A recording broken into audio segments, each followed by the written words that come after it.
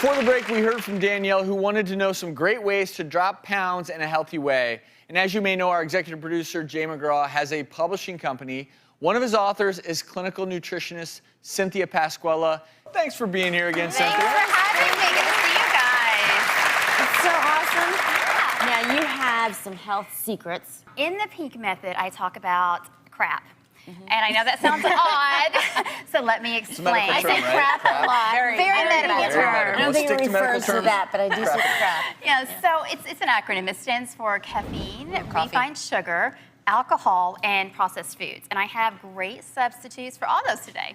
All right, so let's start with C. So C is for caffeine. Now, caffeine, yes, coffee is one of the big things, and it's okay in small doses. So on the Pink Method, for example, you can have a cup of coffee in the morning. With cola, too? You cannot have the cola in the morning. I'm sorry. I thought this might be It's important to make a distinction here, and the distinction is that in moderation, coffee can be okay for you, but a lot of those other sources of caffeine, Dr. Lisa, I know. not so good for you.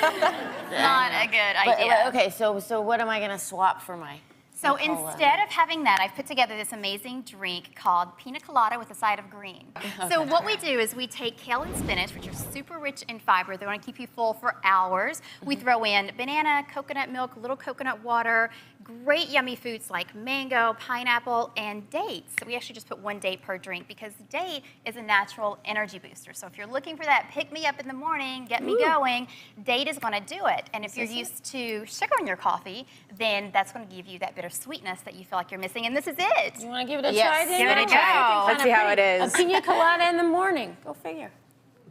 It's really good. It actually tastes a lot like bananas. Chock full of nutrients. I love it. Definitely. And let me guess, as we move from C to R, you see we're working our way down crap. R stands probably for refined carbohydrates, refined sugars. Refined sugar, exactly. So let's take a look at this animation of a woman who's enjoying a little piece of cake. Nothing wrong with that, right? Well, if you're doing this too often, something happens in your body that you're not going to like so much. So as she's enjoying the cake, the saliva is starting to work on the digestive process. It works its way down into the stomach.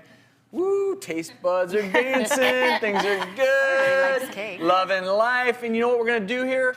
We're gonna go straight to her brain, because as these carbohydrates and sugars are hitting her mouth and getting digested, the brain's pleasure centers are lighting up saying, woo! Sugar tastes so good! It does. Give me more! But your pancreas doesn't love it so much, because you see those white molecules are sugar. Your pancreas secretes more and more insulin to shepherd that sugar into your body's cells. But when you have more carbohydrate than you need, more than you need for your activities of daily living, to think, to exercise, the insulin does something else quite interesting. What it does is it actually tells your body to store fat.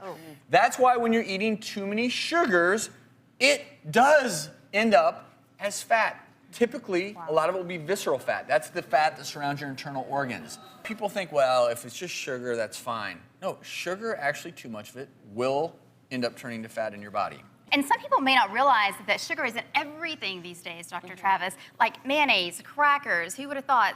Pasta sauce. Pasta sauce? Some pasta sauces can have up to 5 teaspoons of sugar per half a cup serving. That's crazy. Isn't that unbelievable? So I created a super easy swap, and I call it my Simple Sexy Spaghetti Sauce. You'll love this. Sounds I like the good. name already. Right? Yeah, I like the name. I'll take it. Very few ingredients. It's so easy to make. Has tomatoes. Here are all of the ingredients. A little bit of olive oil, a little bit of salt, pepper, garlic, onions, oregano, basil, some herbs. Essentially, all you do is throw all of this in a pot, let it cook for 30 to 45 minutes, and you're good to go.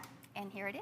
It looks You want to try it? Yes. Let me try it. Let's see. And And there's as this- Daniel's trying it, I just want to add that if you are going to buy pre-made sauce, read the ingredient list, because you hit the nail on the Yes. head. Some of it you'll read and be like, what, corn syrup? Exactly.